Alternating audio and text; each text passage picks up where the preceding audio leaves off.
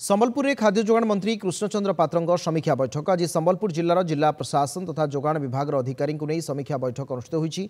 समीक्षा बैठक पर गणमाध्यम को सूचना दे मंत्री कहते आसंता काली मार्च 1 रु खोल पोर्टाल बाद पड़ जाइथिबा नुआ हिताधिकारी राशन कार्ड पर आवेदन करेंगे।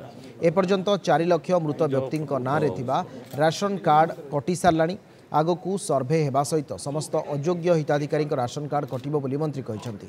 यह सहित शून्य आयकर देउथिबा व्यक्तिंकर राशन कार्ड सर्भे होबो बोली मध्य मंत्री सूचना दैछन्ति। बर्तमान ताकू रिवाइज करा होची ईकेवाईसी जरिया पुरे प्राय 4 लाख मृत व्यक्तिंकर कार्ड मध्य कटा गलानी एवं किछि चाकिरियांगर मु निवेदन करथिल से सरेंडर करछन्ति। प्रकृत योग्य हिताधिकारी को दिया जिवो अयोग्य हिताधिकारी को कटा नुआ राशन कार्ड के निर्देश देथिली मार्च 1 पोर्टाल खोलिबो जो माने अप्लाई करिया कथा करिबो।